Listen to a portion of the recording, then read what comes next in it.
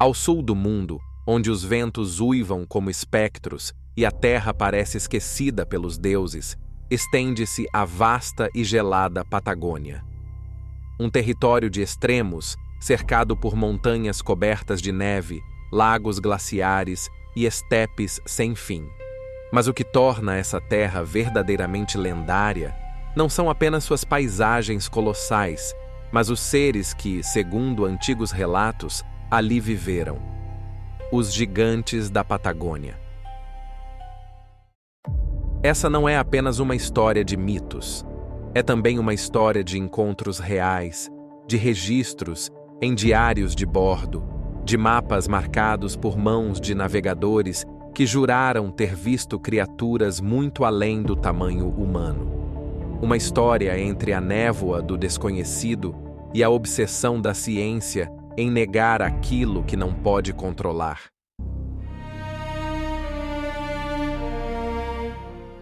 Foi no ano de 1520 que Fernão de Magalhães, o navegador português a serviço da coroa espanhola, ancorou na costa da Terra do Fogo. Seu cronista oficial, Antônio Pigafetta, registrou com precisão o que seus olhos viram, ou acreditaram ver. Segundo Pigafetta, surgiu na praia um homem de estatura tão elevada que chegava a causar espanto. O gigante dançava e cantava enquanto apontava para o céu. Tinha a pele avermelhada, vestia peles de animais e calçava botas altas. A tripulação, atônita, chamou-o de Patagon, nome que derivaria de uma palavra espanhola para pata grande, em referência a seus enormes pés cobertos. Este encontro foi o primeiro de muitos e deu nome à região, Patagônia, terra dos patagões, dos gigantes. Pigafetta jurou que alguns mediam mais de 3 metros de altura. O mundo europeu ficou fascinado. Naquela época, os limites da realidade e da ficção eram tênues, mas a narrativa permaneceu, não como lenda, mas como registro histórico.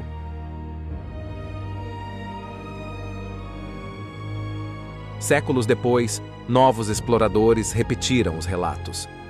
Sir Francis Drake, no século XVI, também registrou ter encontrado pessoas gigantescas na costa sul-americana. Já no século XVIII, os franceses da expedição de Louis-Antoine de Bougainville relataram ter visto indígenas muito acima da estatura comum. A obsessão chegou ao ponto de serem enviados espiões disfarçados para recolher evidências sobre tais criaturas. Em 1766, o capitão John Byron, avô do célebre poeta Lord Byron, também aportou na região e descreveu a tribo dos gigantes Tehuelches. Um de seus marinheiros descreveu que alguns mediam mais de 2,5 metros, com corpos fortes e feições imponentes. O que ele viu se espalhou rapidamente pela Europa e alimentou livros, ilustrações e conferências.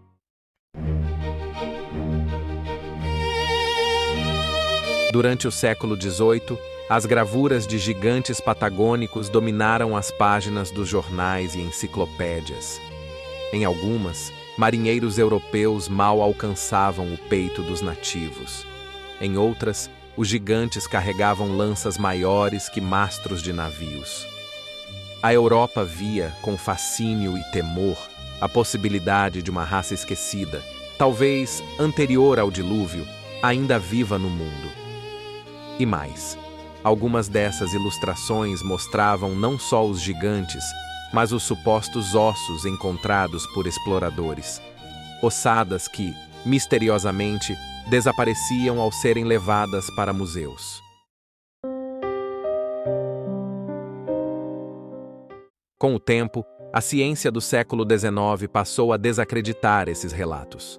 Atribuíram os encontros a exageros, mal entendidos ou ao impacto psicológico de ver indígenas altos em contraste com europeus de baixa estatura da época. O povo Tehuelche, de fato, era mais alto que a média, com estaturas superiores a 1,90 m em muitos casos, mas estariam longe de serem verdadeiros gigantes. A narrativa dominante passou a ser: foram mal interpretados. Um apagamento sutil, mas implacável. Muitos relatos sumiram das reedições de livros de bordo. Ossadas deixaram de ser exibidas. Alguns pesquisadores acusaram museus de esconder achados incômodos. Mas, até hoje, há quem diga: onde há tanta fumaça, há fogo.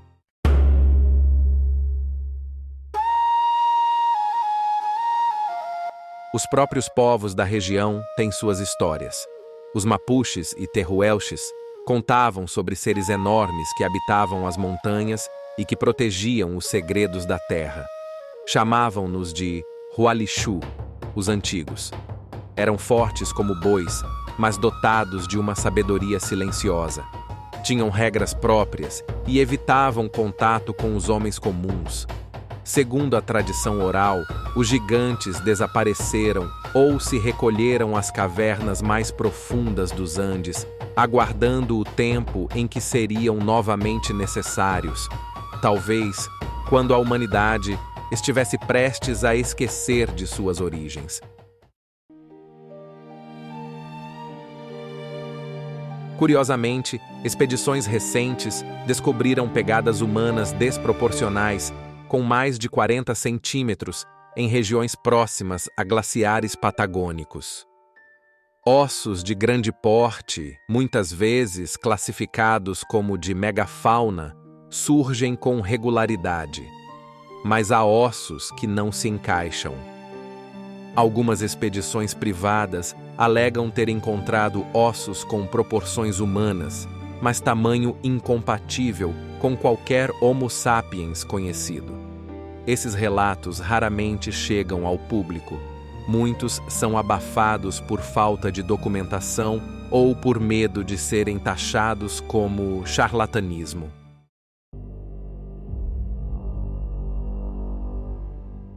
Cresce a teoria de que muitos dos relatos antigos sobre gigantes foram deliberadamente apagados, especialmente após o avanço das teorias evolucionistas e da supremacia científica moderna.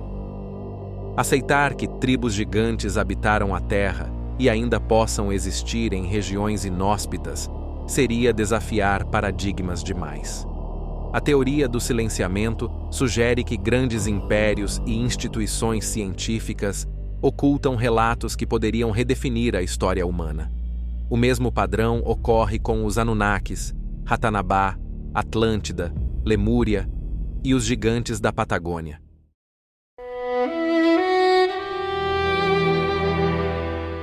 Na imensidão gelada da Patagônia, há ainda vastas áreas nunca mapeadas, cavernas não exploradas e vales esquecidos por satélites.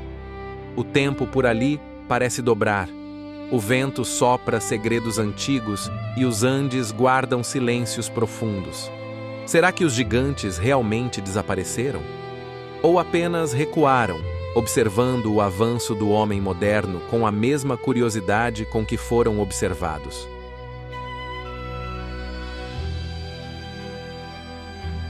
A história dos gigantes da Patagônia é, ao mesmo tempo, uma saga de encontros reais, uma fábula indígena, uma curiosidade científica e um desafio ao racionalismo moderno. Talvez nunca saberemos a verdade completa, ou talvez saibamos, mas não estejamos preparados para aceitá-la. Porque, ao fim, o que mais nos assusta não é a existência de gigantes, mas a possibilidade de nunca termos sido os únicos senhores da Terra.